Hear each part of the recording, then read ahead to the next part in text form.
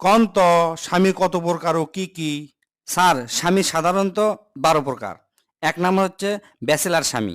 একের মুখত সব সময় খালি হাসি থাকে, মুস্কি মুস্কি হাসে। লিজে সব সময় যে কোনো জায়গা ব্যাচেলার করতে ভালোবাসে, বয়স যতই হোক না কে। একরক যদি কেউ কয়া হয় ব্যাচেলার, মহা খুশি। মনে করেন আনন্দের ছোট চা খেলাবি 3টা। 4-5টা সোলপোল থাকলেও স্বীকার করবি না যে আমি বিয়ে করছি। এরা বইয়ের থেকে বন্ধুকরক ভালোবাসে বেশি। দাম্পত্য জীবন নিয়ে এরা কোনো দিনই সিরিয়াস লয়। একের আবার মেলাগুলো বান্ধবী থাকে, কাক্কু কয় না যে আমি বিবাহিত। 2 নম্বর হচ্ছে উত্তপ্ত স্বামী, অর্থাৎ অগ্নি স্বামী। এরা কথায় কথায় সবসময় সাপের লাগাতে ফোঁস করে ওঠে, গরম পানির লাগাতে সবসময় খেলে টকবক টকবক করে। এরা সবসময় রাগান্বিত, হিংস্র মেজাজ একরে, আধিপত্যশীল ও খুব বিপজ্জনক এরা। মধ্যরাত ছাড়া এরা বইয়ের কোনো প্রয়োজন মনে করে না। একরে চলাফেরা প্রকৃতি সাইক্লোনের লাগান্তি, কোন দিক যাবি কোনো বোঝা যাবি না। 3 নম্বর হচ্ছে কৃতদাস স্বামী।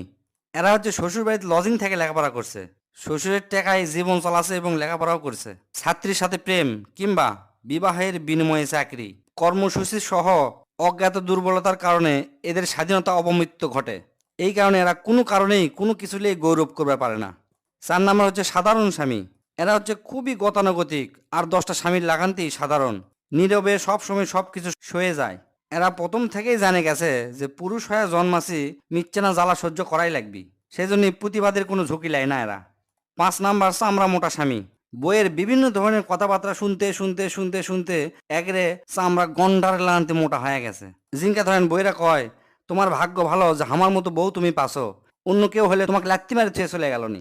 এল্লা কথা অকরে চামড়া ভেদ করবে পারে না।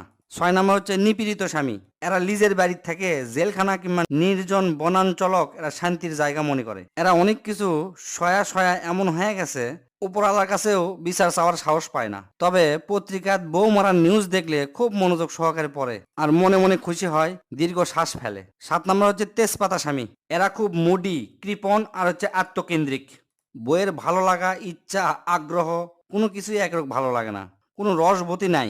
বউক নিয়ে বেড়ানো, রেস্টুরেন্টে যাওয়া, শখ করে বইয়ের জন্য কিছু কিনে দেওয়া, এলা খুবই কঠিন কাম মনে করে। এরা রিলেশনক আনন্দদায়ক করবার জানে না। 8 নম্বর হচ্ছে দাবারু স্বামী। এরা বইয়েরক সমস্যার সমাধানের হাতিয়ার হিসেবে ব্যবহার করে। স্ত্রী শুধুমাত্র তখনই ভালোবাসে যখন তার কাছ থেকে কিছু প্রয়োজন হয়। এরা খুব চালাক, বইয়ের দুর্বলতাগুলো খুব ভালোভাবে জানে, স্বার্থ উদ্ধারে তা ভালোভাবে কাজে লাগাতে জানে। 9 নম্বর হচ্ছে পরজীবী স্বামী। এরা হচ্ছে অলস, শুধুমাত্র টেকার জন্য এরা স্ত্রী ভালোবাসে।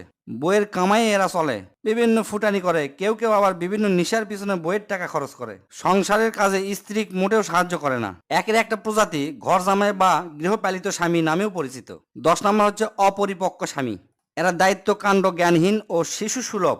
এরা মা ও বোন আত্মীয় স্বজনক জিজ্ঞাসা না করে কোনো কাজের সিদ্ধান্ত লিবার পারে না, কিন্তু ভুল কিছু করে ফেলে দিলে দৌড়ে বইয়ের কাছে ছুটে যায়। 11 নম্বর হচ্ছে অতিথি স্বামী।